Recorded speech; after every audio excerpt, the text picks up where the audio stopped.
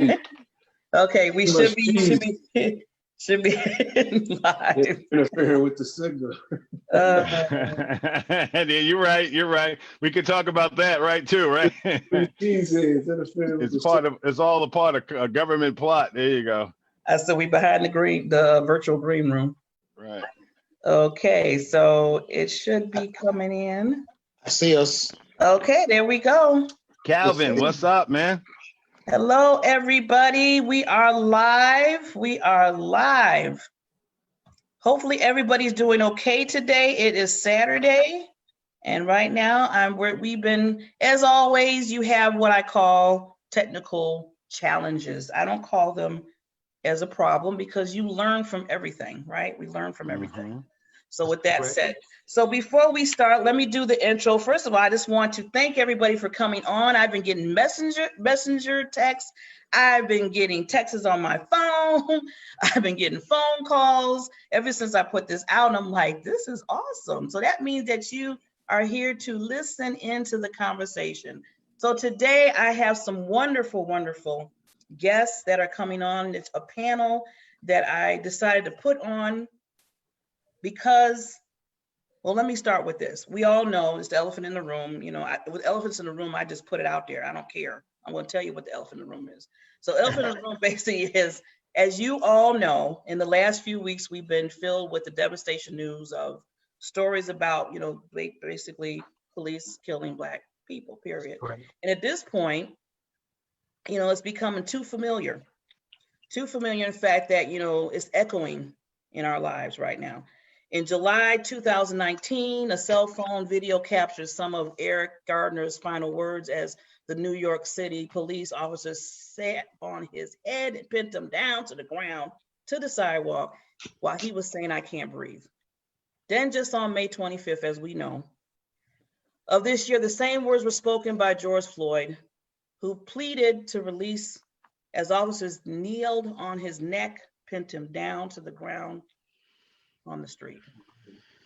I told myself, I said, we got a platform, we got social media, we got everything we can use. And I said, why don't I use my platform to have conversations about awareness? And that's what I told myself. I wanted to do a 4 series about this. This is the first one, and I wanted to bring it home first so you can hear some amazing Black males that I know and hear their voice. I want you to hear their voice, what they have to say. And then after that, they're going to talk about some steps to move forward to create change, hope, and love. And that's what has to happen. That's what has to happen. So before we start, because everybody's looking at their wonderful faces, but you don't know who they are, so I'm going to let them do a 30-second just intro of themselves. And I'm going to start with Mr. Pastor Derrick. Hello. Thanks. First of all, I want to thank you, Bar, for selecting me to be one of the panelists. I'm very enthused about the fact that you chose little old me, and excited, as well as the other panelists on for today. Man, God bless you real good, and thank you for sticking out your neck, taking the time to do this. We really need it. My name is Pastor Derrick Holiday. I'm a pastor of Baptist Church of Soul Saving Missionary Baptist Church located on the west side. I'm also the vice president of the New Baptist Fellowship in Chicago vicinity, as a movement, doing things to try to encourage and try to help our community upbuild, uplift, and encourage them to move on. In spite of what we've been faced with, we're dealing with a lot of challenges. And so I thought that it would be a great idea that we can just come together and collaborate and brainstorm with each other instead of just throwing things out there and hopefully that they'll work. But we need to strategize and come together and to build something that we can move forward with. And so, man, I'm just excited to be a part of this, and I'm just looking forward to what this outcome will bring with this movement that we're about to do. Thank you, Derrick. I'm excited for you to be here. And you're not little old you. You're very, very important, just to let you know that. Next, we have James. Please do a small intro of yourself. I guess my name is James Jett, and I am a resident of South Holland, Illinois. I'm married for 20 years. I'm a member of Just in the Wind Christian Center, pastor Emeritus Kelvin Easter. And I'm a friend of Barbara's for many years. My wife has been friends with Barbara for many years, and me through her. And so I'm just, I've been saved for 30 years or so, 30 years. This is a very interesting topic of cultural relations, multicultural relations, the problems therewith, and the ways to get together and to try to solve some of the problems and some of the injustices and things like that. So I'm very glad that Barbara asked me to be a part of it, and I'm looking forward to participating. Thank you, James. I appreciate you so much. Pastor Kelvin Easter. Good afternoon, everyone, again, and just really thrilled to be with these men. I tell you, it's always a breath of fresh air to be with my Black brothers. So even though I got all kinds of brothers, but ain't nothing like being around my own brothers. So thank you for participating, and thanks, Barbara, for inviting me and all of us together. I'm Kelvin Easter. I am the senior pastor of Destin Wayne Christian Center, and the overseer of Transform Men, a network designed to develop the male seed, dealing with boys to men and a number of other things. So I don't get into a long list of details of what I do, but I'm just grateful to be here to serve. Thank you so much, Pastor Kelvin. And Mr. Berry. All right. Hi. First of all, thank you, Barbara, for having me on today. Gentlemen, it's a pleasure and honor to be with all of you. My name is Barry Mixon, and I am a gemological storyteller. What I do is I take the concepts of gemstones and precious metals and use it as a template in order to get people to discover the value of their own stories. Because one of the things that is missing is the concept of value. And the only way you get to value is you have to understand what is your story. And when you look at a gemstone, before I decide what it is, I have to know where did it come from, how is it made, how was it processed, and then I can put a value to it. I've been living in Chicago for 28 years. I'm originally from Harlem, New York. So the issues with Garner and Trump, literally Trump lived, actually I know him, not well, but he lived 3 miles away from me. He would have went to my high school, but he was a little bit more rich than I was. So so the problems that we have, I'm originally from Harlem, New York. So I've been seeing these problems for a very, very long time. And I use gemstones in order to help heal people all over the world, literally, how to recognize their own value. So it's a pleasure being here with all of you. Thank you, Barry. And Calvin Gibbs. Thank you, Barbara. First of all, thank you very much for having this event. Thank you very much for asking me to be a part of the panel. And gentlemen, good afternoon. I am a consultant. I am a transformational speaker, as well as a distinguished Toastmaster. I believe in speaking messages that's going to change people, help them change their lives, go from where they are to where they want to be. And I'm so pleased that this forum is going on, because I like to sit back and watch how things progress. And if you go back to just the beginning even of this year to this point, it's been like a domino effect, going through COVID, the shelter in place, things that's being said from Washington, to the death of George Floyd, to what's transpired in the last week and a half, and here we are. I'm so happy that we have this forum to talk about these things and project what we would like to see for the future and how we get there. As Barry said, I'm from New York City myself. I'm from Brooklyn, New York, and coming of age in the 1980s, I know about Michael Stewart, who lived in my neighborhood, who was killed by the New York City Transit Police. I know about Eleanor Bumpers, a elderly person that was trying to be evicted from her place of residence, locked the door, the cops burst in and shot her with a 12-gauge shotgun. I know about how these things work, and being in Chicago for the last 20 years, the beat goes on. So I'm looking forward to sharing some views. Thank you. Okay, and let's get to the beat goes on with Kory. He's on mute. He's muted. Unmuted. Unmute There we Kory. go. Kory. I've got it. Thank you, Barbara, for inviting me. I am Kory May. I'm out in the great state of Iowa, so I'm miles and miles away from most of you. But that doesn't lessen the impact of what we've seen toward Black men throughout the country. So I'm here to support that. I too am also a distinguished Toastmaster.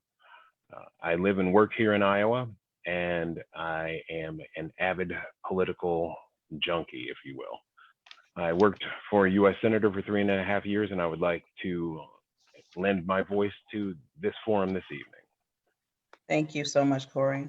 Well, as everybody heard the awesomeness of these amazing men, now we're going to get right into it because we are on a time schedule and I want to make sure that you get the voices of each and every one of them. So I want to start, just dive deep into it. And I want to start with Derrick. So Derrick, Okay. you know, we have all been, and if you please put your on, people that are not speaking, just to ask, put you on mute, put yourself on mute so we can hear the person that is talking. I appreciate that. So I want to start with Derrick. We have been hearing the term Black Lives Matter. Every time this type of injustice events happens, then right after that, we hear All Lives Matter. Do you think by people stating All Lives Matter moves behind the Black Lives Matter and decreases the main focus on the situation of the injustice of what's happening to our Black and brown race? Let me get your feedback on that. Well, first of all, we cannot water down the fact that Black Lives Matter because those are the lives that are being affected now. I heard an individual say, if you live in a housing complex or a community and your house was on fire and they called for the fire department to come and to put out the fire, your next door neighbor shouldn't say, put the water on my house and let that house burn. So with that being said, I think we have to deal with the issues that's on the forefront right now, which is Black lives do matter, and we as Black individuals, we're not saying that all lives don't matter. We're just saying that because we're dealing with the havoc, the chaos, the injustice, and all the things that are being done to our Black people, that our lives really matter. And another thing is, if we're not cautious about the fact that we're saying that Black lives matter, then we'll let other folks dictate to us how our life should matter. And so I think it's not demeaning to say that Black lives matter, because we're not saying that only Black lives matter. We're just saying that our lives, our Black lives, our Black children, our Black fathers, our grandfathers, our nephews, their lives matter. And if we don't stand up to tell the world that our lives matter, I don't think anybody else will. Good point, good point. Anybody else on the panel want to comment? You have 1 minute to comment if you want to. Yeah, I will just say this, and I don't want to be accusatory with it, but it seems to be there's always a way of trying to absolve someone's consciousness, and particularly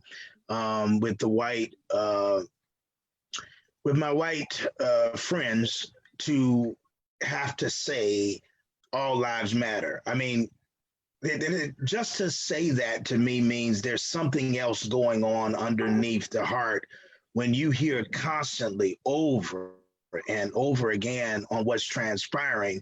So it kind of irks me when I hear that. I think all lives matter, and what we're saying is all includes us. And so for that little focus or time, we're taking a laser light, and say, we count. Yeah. That's it. Good point. One more person that want to comment on that? When they say, as a storyteller, and when you understand the dynamics of how a story works, when they say all lives matter, they're basically diluting the story.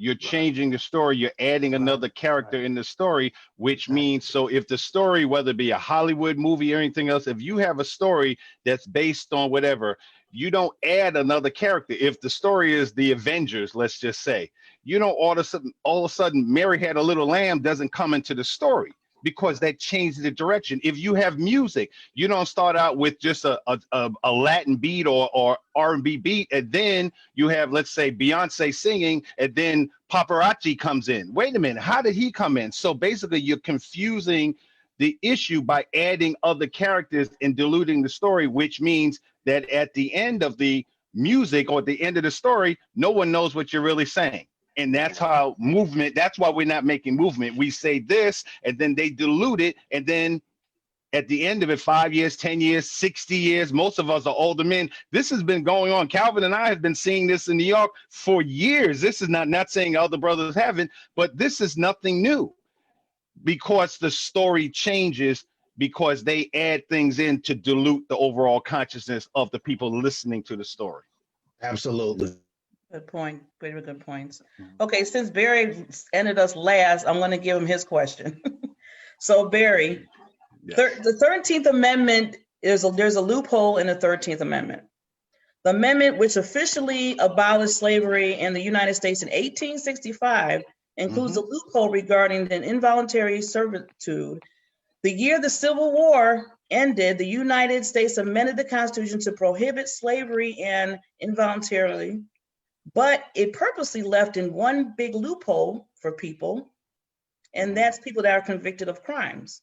Many of our Black and brown male states, prison is the new form of plantation in the society now. Correct. What is your take on that loophole, and how does that fight for us equally at this moment? It's so interesting you asked me the question. I teach overseas, and I was teaching literally the Civil War in China, Shanghai, China.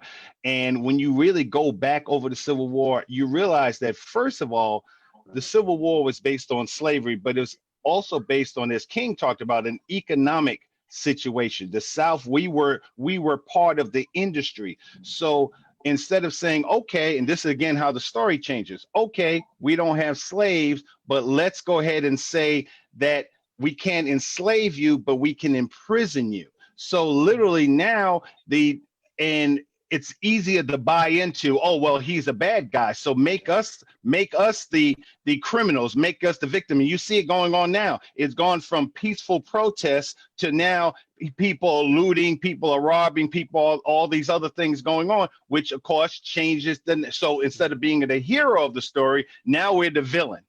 Now we're the villain just by being out there, and as all of us gentlemen have experienced, just by being Black. So driving Black, that's a bad thing. We get shot. Walking that, Eric Gardner, all he was doing was what? Selling loose cigarettes. I can't breathe 13 times. He's now a Floyd. What? Even if he did a $20 fraudulent check, that deserves death. So instead of saying removing the label of slavery, let's just make all Black men evil. Let's make all Black men criminals. Therefore, you get the best of both worlds. You get free slavery. You get authorized slavery. You're still using us because the prison contract concept or industry is still a money-making thing. I have a client right now who's African-American, who buys jewelry from me. He literally owns a prison. And in fact, I don't sell anything because I couldn't believe that. What do you mean you own a prison? So it's a money-making thing, which was what slavery was about. They enslaved us because they got free labor. The prison concept or prison industry is free labor, and now it's easy, and then no one has a problem. So when Clinton said 3 strikes, you're out, you mess up 3 times, you're part of the system. Now you're a slave, and it's legalized. No problem. Okay. So anybody else want to make a 1-minute comment on that about people seeing prisons being the new form of plantation in society? Calvin? Gibbs? Yes, one thing to add to that, I often speak to commencement classes, and one thing that I found through research, and I tell the graduates this, is that from the time, especially in the inner cities, when you are from 3rd grade on, they are monitoring your grades. They're looking at your reading, your math scores. And when they see that you're not up to snuff, that's how powers that be fund the money for these jails. They're looking forward to putting you in jail when you become of age, because you're going to make a mistake because of your financial situation, because of your education, and they want to be ready for you. The first thing that you can do to avoid some of that is get your education. Don't be on the bottom end of that statistic. Barbara, Thank let you. me just make one more point too. I'm a professional teacher. I used to teach in Chicago public school system. And to Calvin's point, yes, from third grade, they've already decided what track you're going to be in. So going back to your original question, now instead of having the shipyards where the slaves would come in and they decide who's going to be a slave and what plantation, now it's called standardized testing. Now it's called standardized reading scores. So therefore, they've already said, and I've had students who were in the 8th grade, 9th grade, who had 3rd grade reading levels. Where else is that person going to be? So now politely, systematically, they have created the slave mentality, because you know where else you're going to go. The only place you're going to go to is plantation, which is now called the corner store, or plantation meaning the Walmart, or plantation meaning the $7, $8 an hour job. And because it's not slavery, people feel okay. Well, it's okay. We gave him the best we could. No, you didn't. You've already enslaved him by letting him leave the school system, or her, with the 3rd or 2nd grade reading level. Therefore, you already have the mark of slave on you. So I just want to remind everybody out there in Facebook land, because we have like 20 people that are watching right now. First of all, thank you for coming on. Just a quick break. We are having a conversation about awareness, and we are starting, and I'm pushing these questions to make people aware of not just what went on in the past, but things that are was put in the past, like legislation and everything, is still today in sight of what we're dealing with right now. So I just want everybody to know that where we're going with this. So with that, I want to go to Kory. So Kory, on your daily Facebook posts that you do, which I always listen to, you had one title, Feelings and Emotions. And you were expressing about how, disappointed you were, and everybody else is, with the injustice that's happening at this moment and has been happening for years. You made a statement that really resonated with me. You said, I feel my statesmanship and citizenship floating away and feel less connected to the United States than I have ever been before. You also stated you really didn't know if you would belong, where you belong within this United States. Can you kind of just give us some more view on that? Because that really just touched my heart when I heard that. Uh-oh, Kory, can you hear me? You're on mute. There you go. Uh-oh, now he's saying. Connecting. Okay. So you were asking about these moments where I'm feeling like my statesmanship or my citizenship here in the States is becoming less and less. We are the night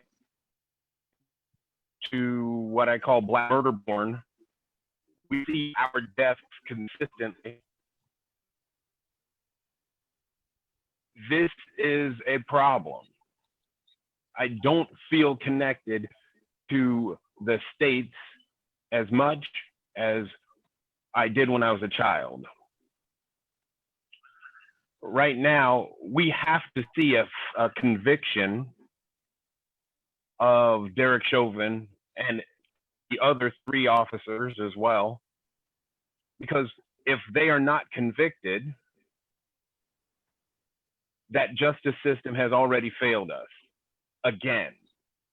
And there's no place in the world where you can say, or no place in the United States where you could say Black Lives Matter, when we've seen evidence. We saw the knee on the neck. We saw police officers prevent anyone from helping George Floyd.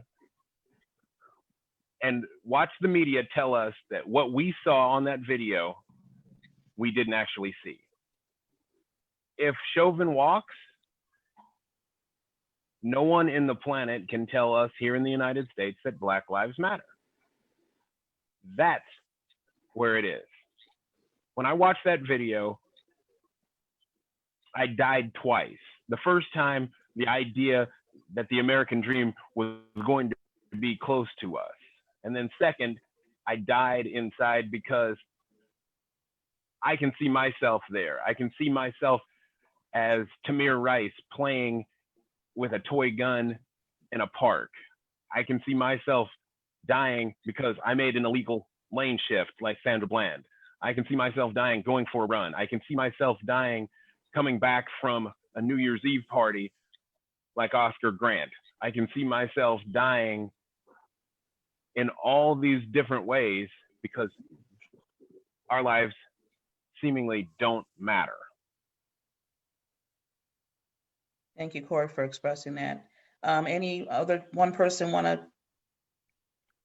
Yeah, and that's why it's you know, that's why it's almost foolish. You know, I hate to say foolish, but I'm gonna say foolish when you start talking about all lives matter. We know all lives matter, but just like my brother just said, all groups of people don't have to worry about those things with their nephews and their sons and their themselves. Whatever age you are. I mean, we got a nephew right now that we're worried about him being in this area, trying to get him out of Chicago because of, the obvious things that could happen either from gangs or from the police, and so, it's like you're hunted, and you're not, you as a white male or female or whatever, your family is not in the kind of peril that a black family's black men are in. So once again, I just wanted to bounce that back to the whole reason why the saying all lives matter is kind of not good, because it just, like, once again, takes away from everything based, and hit the point he made, brought it so much clearer to home. Yeah. So James, since I have you, I want to get to your question. And you kind of hit a little bit on it. So, as we all witnessed in the video concerning the murder of George Floyd, with police officers having his knee on his neck. And a lot of people have been taking this as a symbolical thing concerning how Blacks and brown races have been feeling like this for over 200 something years. Can you take a few minutes just to give your take on that? Well, it's funny how, I was looking, I love the Old Testament. I looked at how I thought about the term putting your foot on somebody's neck. And I don't really know where it comes from, but the first thing I could see is what Joshua had, I think it was 5 kings. He had them hemmed up in a cave.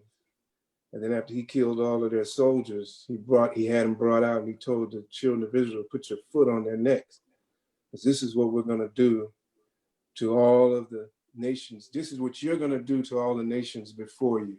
You're going to put your foot on their neck. You're going to rule over them. You're going to absolutely dominate and rule over them, subjugate them, and bring them to their knees and annihilate them. And so when I thought about that, putting a knee on somebody's neck, in 2 of these situations, it's just about the knee on the neck. It almost reminds me of that. It's almost like a symbol of total domination, annihilation, subjugation. It's like, I don't know. It's almost symbolic. In some ways, like you said, it's almost symbolic of the idea that we've subjugated. We're still in a subjugation mode where people are, and it's all of these quiet, silent symbols that say that you guys are still not full citizens, that you don't have full anything, and that you're still subject to whatever we bring about. And of course, we're not talking about all white people or all any kind of people doing anything, but we're just talking about there are people who would still like, I mean, and we can get into things like, I've heard about, I saw something where LeBron James was doing a thing on Black Wall Street. And for all us to know, Black Wall Street was Black people had created their own banking system, their own businesses, everything. It was all inclusive. It was a whole, I mean, because you don't want us to be part of the society. We were never here to be part of it. So these people went off and made their own thing. And then they came down and what did they do? They destroyed it. They tore it up and they said, look, you know, you're not going to be able to do this stuff. You know, we're going to subjugate this and take over it and bring it to the ground. And so I just kind of think about some of those things. And once again, that wasn't all of white America, but there are certain groups in the culture where there's a certain spirit in the culture that says we're going to keep Black people down with education. It starts with education. That's number one. Like my brother said, because when you leave out the gate without a good education, you're already, unless there's some serious intervention, you're already going. The best you're going to do is have a subprime earning potential where you can't do much. White guy asked me, I was working with, I don't know how much time I got left. A white, tell me when to cut off. A white guy asked me, we had a real good relationship. He was an Irish guy, and he said, why don't the Black men marry the women? And I was like, wow. He said, why don't Black men marry the women? And I don't think he was being insulting. He asked me the question. And I was thinking about one of the reasons why, you know, some of the inferiorities that some men feel because they feel like they can't make the money, because they didn't get the education, because they don't have this, they don't have the confidence, because, you know, if I created a system, I would create it to my strengths, toward my strengths, and against my weaknesses, you know. And if I wanted to keep somebody out, I would create a system toward my strengths, against my weaknesses, and against his strengths. So we just have a system where you keep getting caught. No, everybody doesn't get caught up in the system. You know, we didn't. But we got so many other brothers who have, and once again, it just feels like that foot on the neck thing that Joshua meant for the children of God, but now it's being used, it seems like the same spirit is used in a very negative way against a certain, you know, our group of people. Okay, so thank you, James. We'll have to move on because of the time, and there's some other questions we got to get through. But thanks, James, for explaining that on that point. I want to get to Kelvin Gibbs. So Kelvin, and please make sure that you put yourselves on mute if you're not speaking at this time, because I can hear some feedback. Just want to make sure. So Kelvin, on your show, Born to Speak to You, which I love the show, you are a consultant motivational speaker, and you mentioned on one of your Facebook shows that we need to truly show compassion towards self and others. How would you motivate and express how to have compassion during this time of injustice events that is going on now, and also explaining how to have compassion for non-Blacks that is a part of the injustice? Good question, Barbara. First of all, I would like to explain that statement in the blog. It is, if you want to truly have compassion, then show someone compassion. And I think in this situation in the last few weeks, we've been seeing a show of compassion. One of the things that give me hope about this movement going on in this day and this time is that it's not just Black people out there. It's not just Black youth out there. There's whites, there's Hispanics, there's everyone coming together. And that means it has a chance of moving forward positively. The compassion, we've seen signs of compassion from police that are hugging some protesters, taking a knee with some protesters. I have different thoughts about that as far as it being genuine. or if it's just a moment for the film, for the camera, but we'll deal with that as that comes about. The teachings of Jesus Christ tells us that we must have compassion for each other. Even the teaching of Martin Luther King and the Dalai Lama, when people do you wrong, you have compassion for them. You cannot move forward with the hate in your heart. And I believe that. There's times as a Black man in America, growing up in Brooklyn, New York, and then moving to one of the most segregated cities in America, Chicago.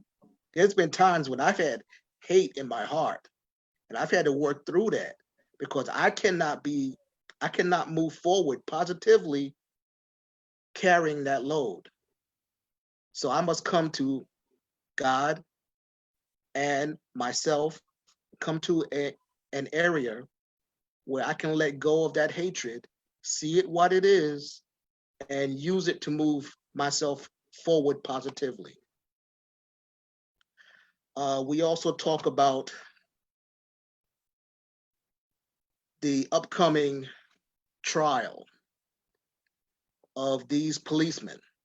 And we know as Black people in America, things don't always work as it should in the judicial system. These guys, especially the one that had his knee on George Floyd's neck, seems to be a shut case. He's guilty as sin. But they will find a way to defend him. And all they need is a jury that says there's reasonable doubt and he may get free. Where's the compassion in the judicial system?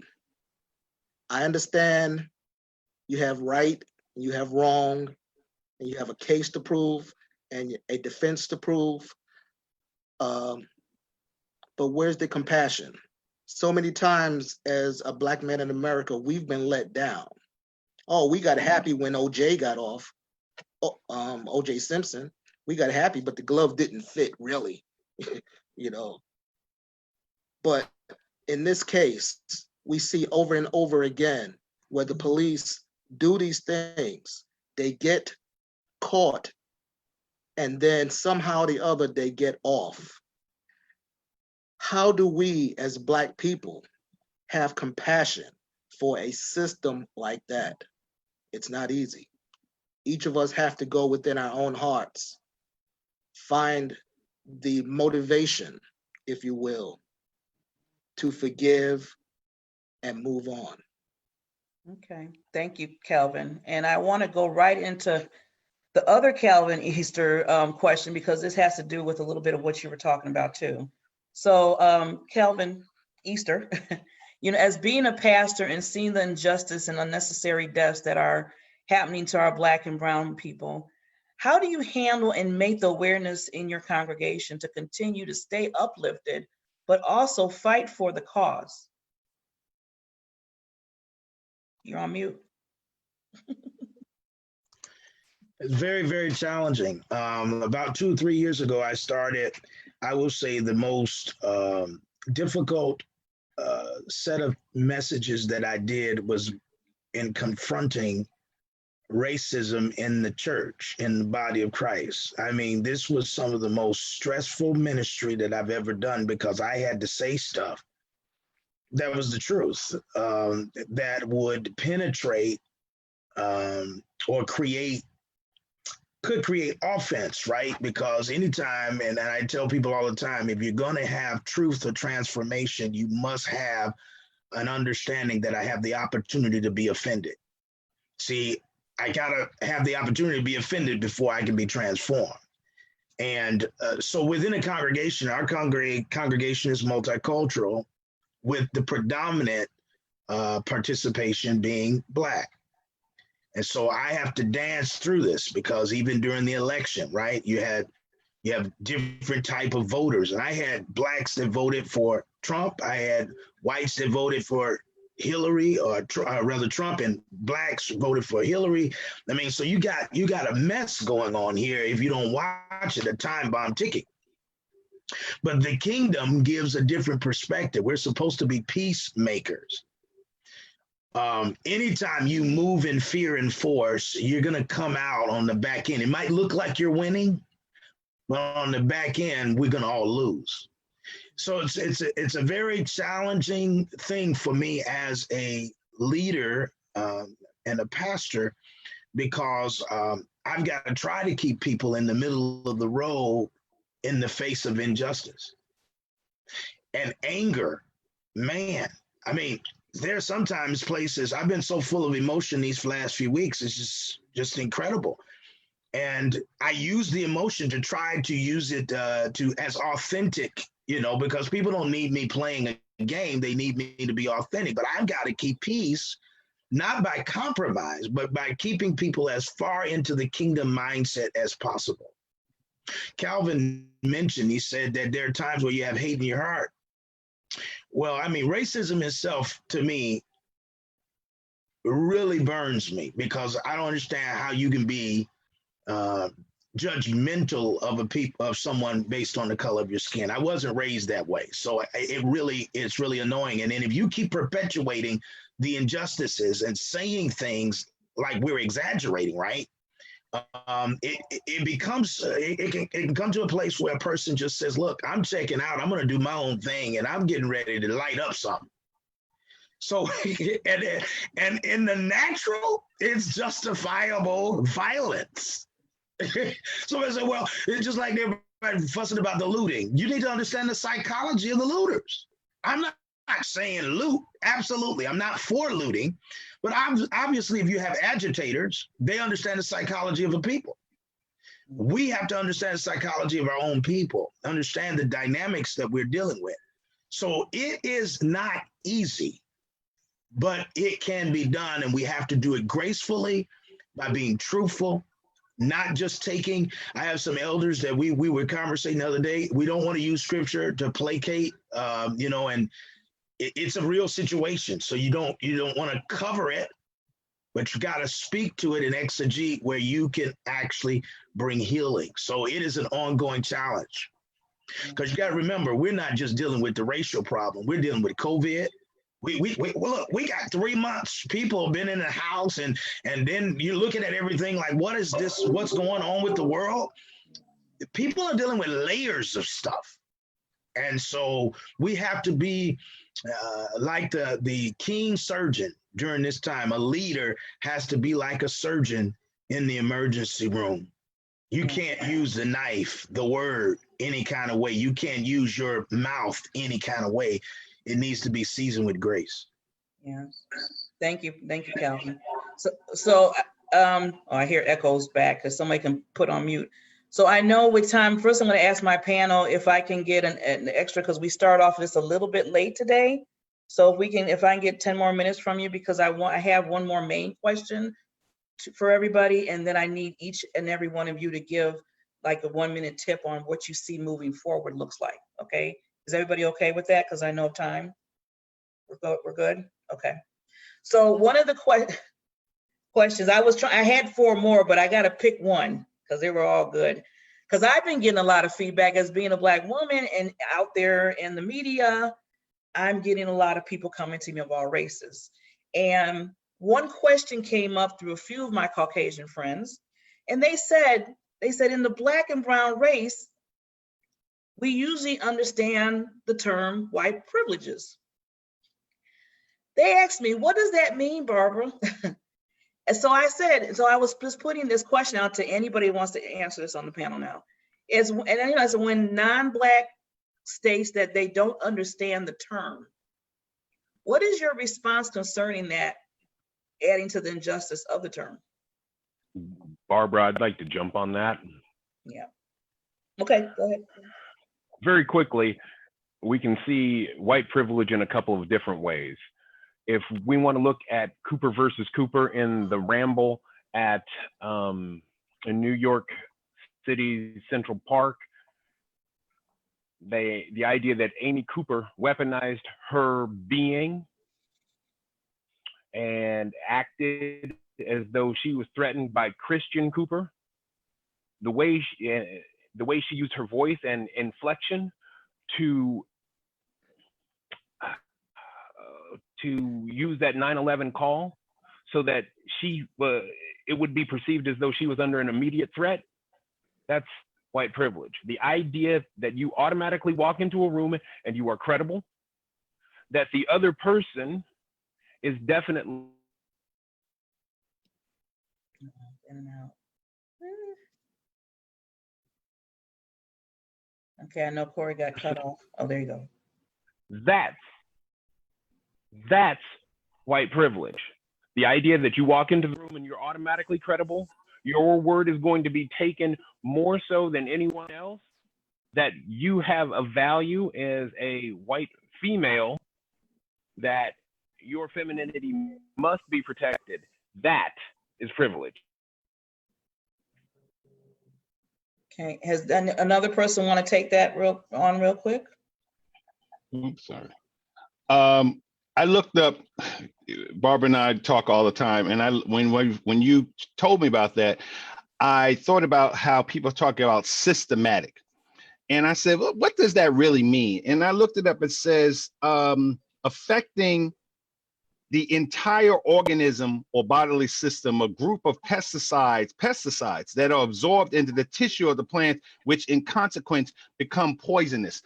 The thing that makes white privilege so dangerous is that white people really truly do not believe and understand what they're doing.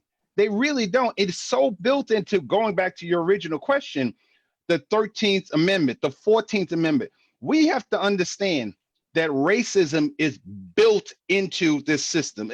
In terms of gemstones, there's two types of gemstones. There's gemstones that are idiochromatic and there's gemstones that are allochromatic.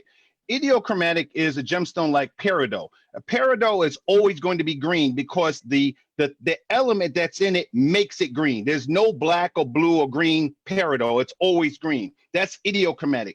Allochromatic is where something else is put into the structure that makes it that color. So when you look at the history of the United States, you begin to understand that this is not, white privilege is dangerous is because it's a learned behavior. When you see it on commercials, how are black men advertised and represented in commercials?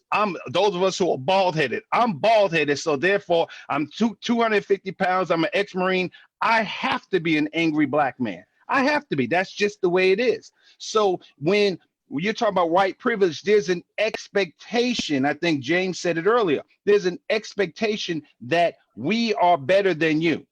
We are better than you in every aspect. You know, they give us a bone. You know, they'll let Michael Jordan do what he does, and they'll let Michael Jackson or whatever does it. But overall, there's well, in the Constitution of the United States, doesn't it? I don't know what part, but doesn't it say that we are, what, 3/5 human? So we have a country that for 245 years have said that we are 3/5 human beings. So the basic structure is already wrong.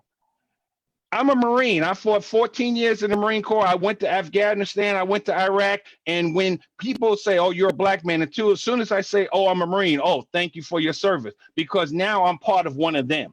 So I'm elevated. I can't sing and dance, but because I'm a Marine, oh, we like you because I'm part of their team. I'm part of their, but other than that, I'm just an angry black man. So white privilege is literally understanding a diamond is a diamond. So it's never going to be anything that it's already built in, that the characteristics of that. So white privilege, that white woman, when they walk into an elevator and they pull their purse in, that's white privilege. When you're automatically assumed to be guilty, that's white privilege. So it's insidious. It's insidious and it's systematic. It's built into the system. And it's a military operation. I'll talk about that it's a military operation. I know you guys are men of God and everything else, but I studied military war college. This is a military operation that's really perfectly done when you understand how guerrilla warfare and everything else works. It's good to hear all sides. I'm glad that you mentioned that. Can I add something? Real quickly, because we got to get to the. Yeah. I will be brief. Just to add to that, when you have white privilege and it's been embedded within the nature of a country for so Mhm. long, Mhm.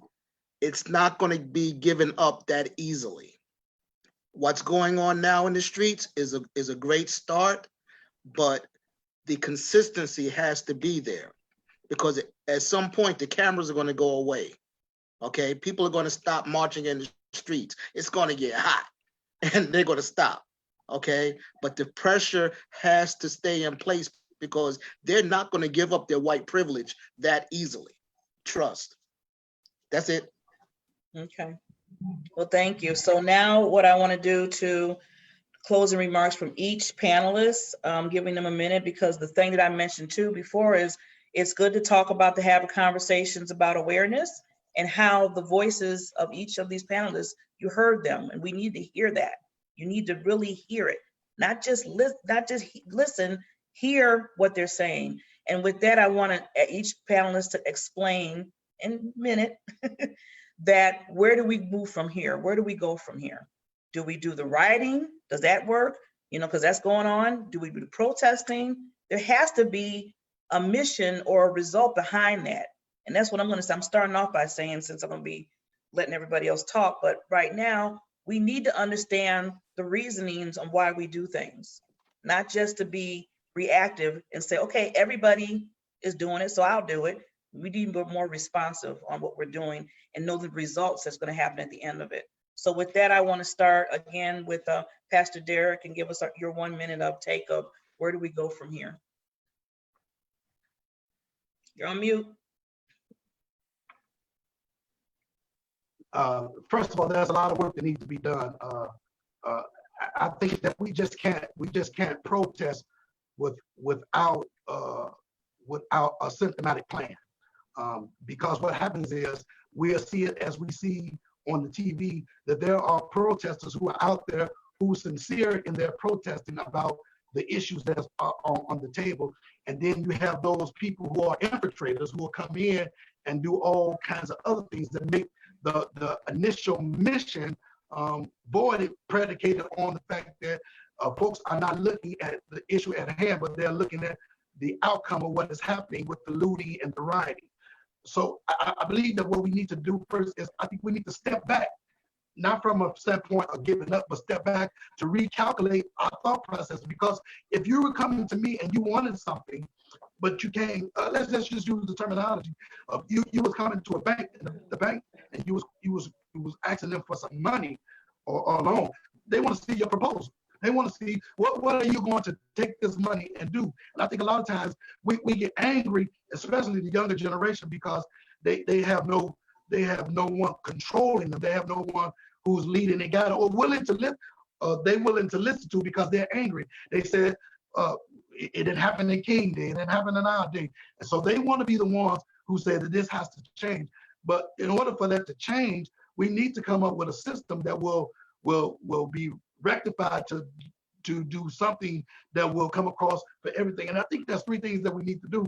The first thing is we have to have reform or legislation. Just voting is not going to be enough. It's a start. It's not going to be enough because we're still voting on the same issues that are on the table. I think that we push kids, and maybe not each individual parent, but they push their kids, oh, it's about the money. Go be a basketball player, a rapper, an entertainer.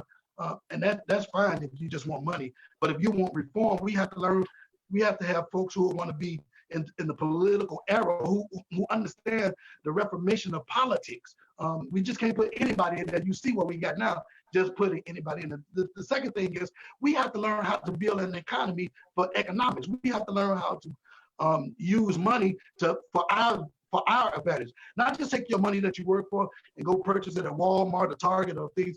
We have to learn how to start building our own business, which means that we have to re-educate ourselves on economics. And then the third thing is we have to have a reformation of our education. We have to learn how to be educated the right way and not towards the way that they want us to be. They made a good comment when he said about folks who go to school who are not able to keep up And that happens because for so long we've been in the backfield so long. We don't get the best of the books. We don't get the best of the teachers. And even when we get teachers who graduate and high honors, they want to go work in white schools. And some of that, we have to bring that information back to us. We have to rebuild, reconstruct, and then we have to move forward. Anything other than that, because it's just like saying, like a baby. A baby will cry, but when you give him the bottle, he stops crying. You didn't solve the problem, you just gave him what he pacified. And that's what they'll do to us. They will give us what we want for a minute, but it does nothing from a justice perspective. It's just enough to keep your mouth quiet until the next time. Oh, good. Thank you. That was good. Okay, the next person I want to go to is Kory.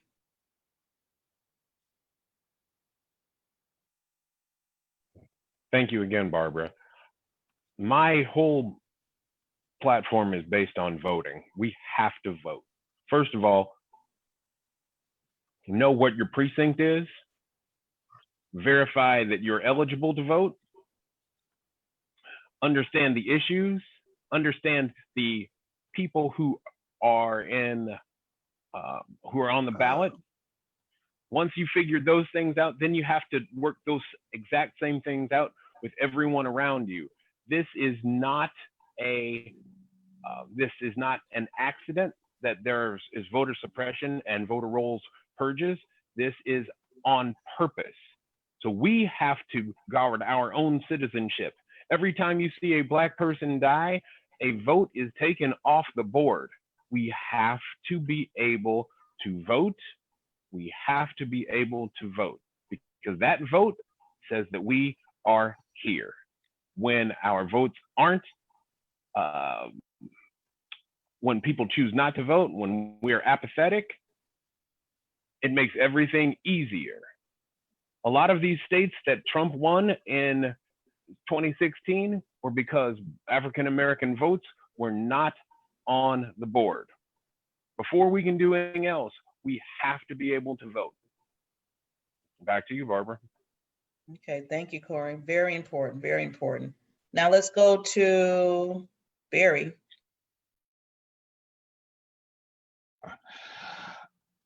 What do we have to do? What do we do from here? I'm tired.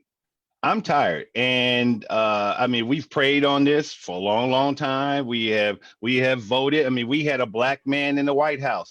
And most of us remember when I remember being 8 years old thinking that we were never going to have a Black man. So, and what's really interesting to me is when you hear Black people talk on television, everybody always quoting King.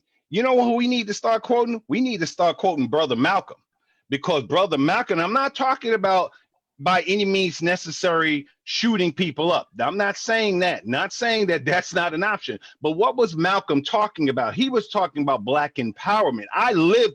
I'm from Harlem. I knew Brother Malcolm. I mean, that person, I was a kid. But we need to start doing that, because those are the things is going to make the difference. Ladies and gentlemen, it's not about a Black thing. It's not a white thing. It's a green thing. When we start taking our money away, when we start using our dollars and start using our buying power, all of us have seen statistics that Black people spend how many billions of dollars. I tell you one thing, when Kaepernick started kneeling and white people were upset because he was kneeling, Trump was upset with kneeling, Nike said, you know what? We still going to sell sneakers to Black people. We're going to put Kaepernick's number on it. And when they put Kaepernick's shoe out there, it sold out in 5 minutes.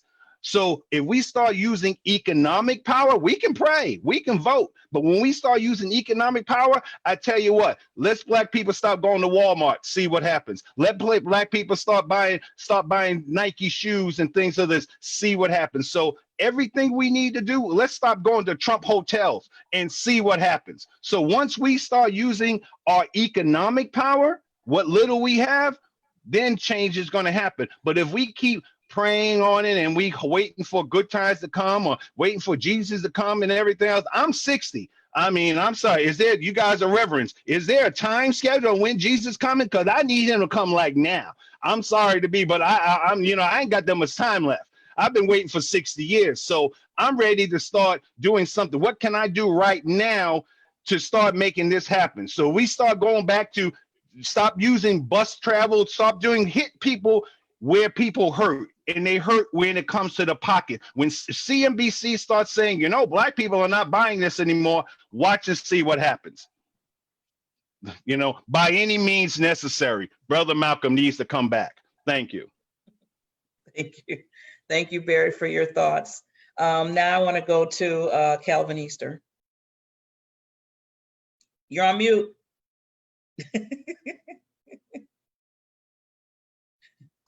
Okay, there are layers to the strategy, and you're hearing it here. So that's one of the challenges, because you have to bring these things together, because what Barry just said is spot on. By the way, I love the military concepts, and they are so rich and true. There are three things that I'm going to bring up now, because the strategies have layers. Number one, it's important for us to learn to have profitable conversations. This is a profitable conversation, but it's going to really require all of us to have enough humility to get under the door to try to see the other person's point. You see, white America has been educated and brainwashed in the same system that has oppressed black people. So literally, when you say white privilege to the average white person, they don't understand it. They don't know anything about history. If you go into Black Wall Street, you can talk about the cities we've lost, what they don't even know about it. I was past 30 when I found out about Black Wall Street. They teach us what they want us to know with Black history. And the truth is, they have gone to these, what's this one, Just Mercy? That was the recent movie, I can't remember. White people have gone to those movies, and Harriet Tubman, which wasn't fully the story, but they've gone into these movies and they've been shocked. It's like, you know, you didn't know any of this. And even our people are not knowledgeable of the truth. I looked at the numbers. I'm going to try to do this real quick. If you look from the time that slavery was emancipated or banned, I think I counted the years. It was 88 years before we get to Black Wall Street. 88 years to build those kinds of things. And then overnight, it's gone. Can you look at the trauma that Black people have gone through since slavery? And so we got to know our story. We got to understand. And I love what you're talking about. We got to understand the story. We got to understand. You can't say, well, you stop playing the victim. I tell people all the time, man, being a victim is part of the story. I'm not saying stay in the victim, but you can't know my story if you don't know what happened to me. And we got to understand what happened to us. And we got to understand the dynamics of that. So profitable conversation comes with the need for humility to look underneath the door. We got to understand the root cause, and it's in education. We've been educated to be like this. Majority of white America is not racist like a white supremacist, but they're highly ignorant. And they've grown up in this ignorance. And someone has to peel the onion, right? And it starts with us with this conversation. And we got to be confrontational. I had a leader the other day that put some statistics on. He's a white guy, and I've known him. He's been frequenting in Black circles. And he put these statistics up and said some other things that were sensitively, he was non-sensitive to this time. And I confronted him behind closed doors and said, man, I am shocked that you said what you said. But I'm going to give you the benefit of the doubt, and I hear your heart, and it broke him down. Not my own, just me, but others jammed him. But I felt he wanted to learn. So I began to educate him and say, here's what you're not qualified to say this. You're looking from a different perspective, but you say that with kindness, right? And hopefully you have a person that's coachable and trainable. That causes, you got to have humility.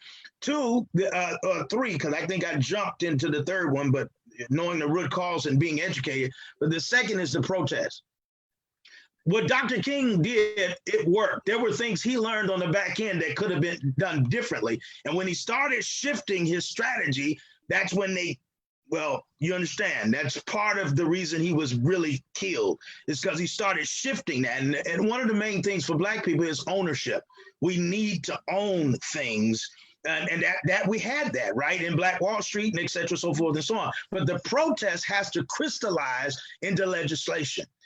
Other than that, it's a kumbaya meeting, and we don't want that. So we need leaders that can take the thing that we're protesting about, and it must be catalyzed and crystallized into legislation to move into reform that changes what we're doing and holds police officers, etc., accountable.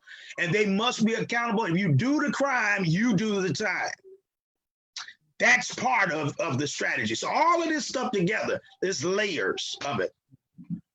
Good. I love it. And we need to continue on with that. I mean, I want to give James and Kelvin their time, but we really need to continue on. It's nice to be on right now talking about everything, but we got to put action to it too. So with that, I want to go to James, and then Kelvin, you'll sign us off, end it off. Okay, well, I was thinking about this, and I was thinking about it's going to take serious courage, persistence, and planning. That covers some of the things that was said. That's general, but that's covers some of the things that was said. And the reason I say that is because it's going to take serious courage. Because first of all, you got to start with our families. We have to, as Black people, we got to start with a foundation that's secure. The foundation is the family. Our families need to be strong, be stronger. We need to be together. We need to raise our children. We need to raise them. We need to make sure they're in school, make sure they're getting their education. We need to give them that support. We need to be all over with support. Like I like what's happening right now where we're going out because of the fact that we can't even go to people's houses. You know, we've been riding up and down the street doing drive-bys. We've been doing 2-3 drive-bys a day sometime on Saturdays, supporting our youth, you know, encouraging our youth at the grassroots level in our own homes and in our own communities. Not that we don't encourage other people, but we need to encourage our own because that's where it starts. We talked about that earlier. That's where it starts. If you fall off in the early deal with the education, you're on the road to falling off all the way. Education, that was what I just now said. And then financially, we gotta build some kind of financial thing. We got to get in the game financially. One of the parts of white privilege is the financial part. I got a 750 credit score with a 40% debt to income ratio. He got the same thing. He gets the loan and I don't.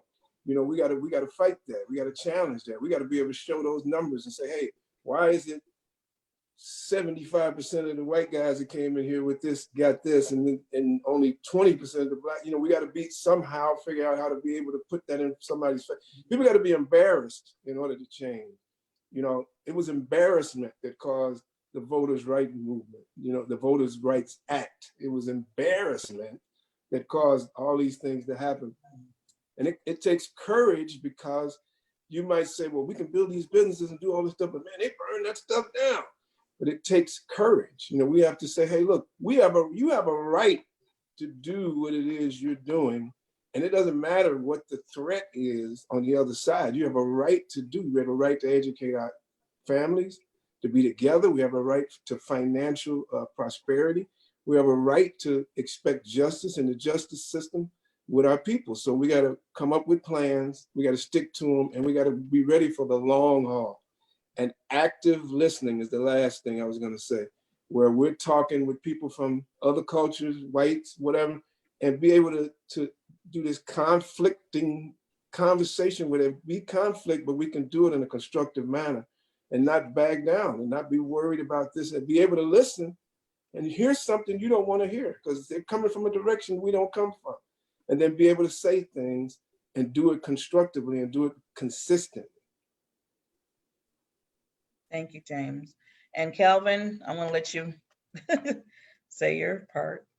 Okay, since I'm the cleanup guy here, I will say that as far as the economic advantage and talking about voting, we all need, in the different layers that was mentioned, we have to be organized.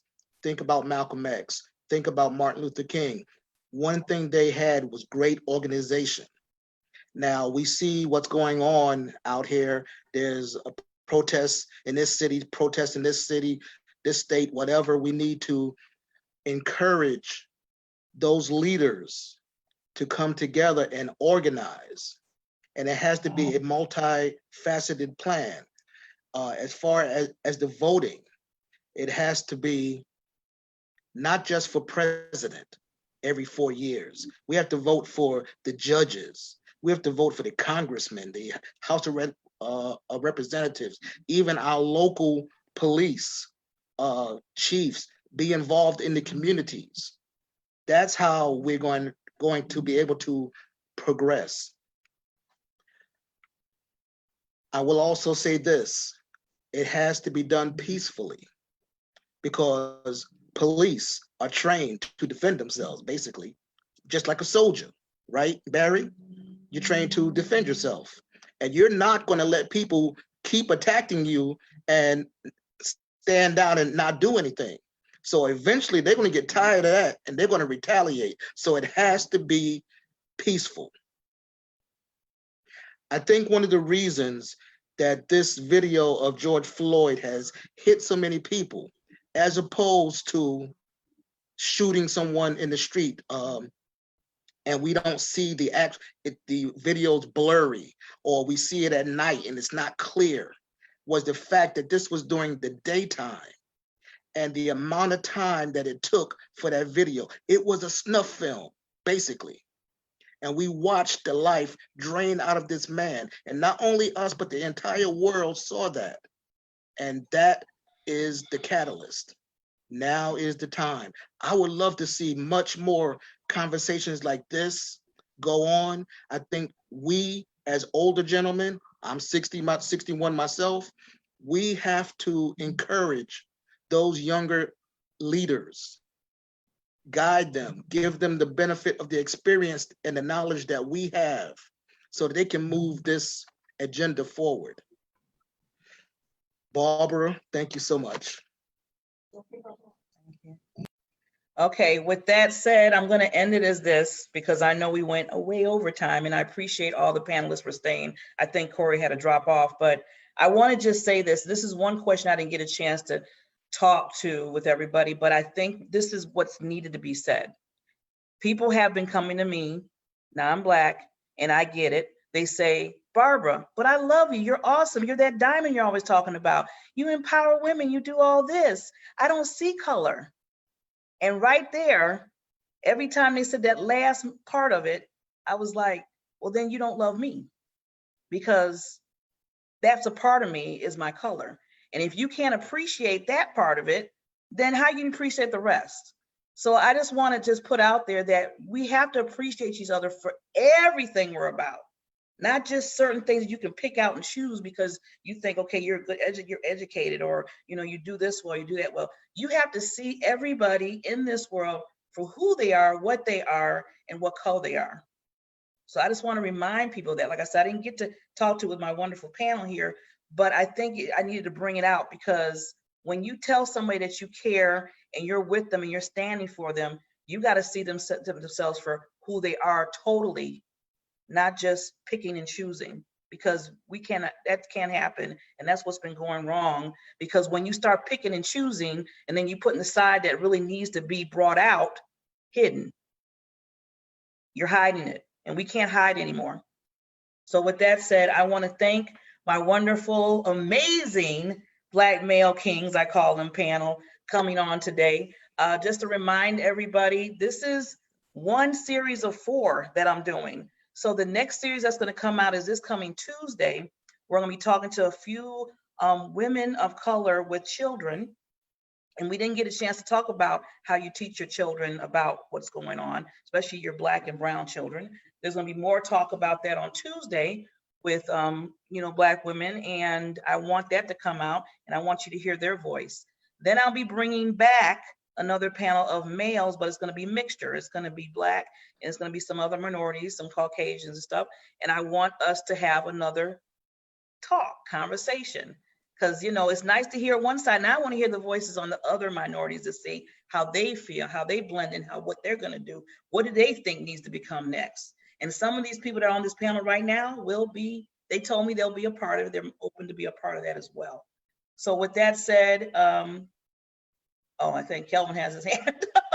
Kelvin, did you? Yeah, just real quick, Barbara, I just want to state that tomorrow at 5 p.m. on the Facebook page called Born to Speak to You, there's I'm sorry, at 5 p.m. it's going to be posted. It's going to be another panel moderated by myself.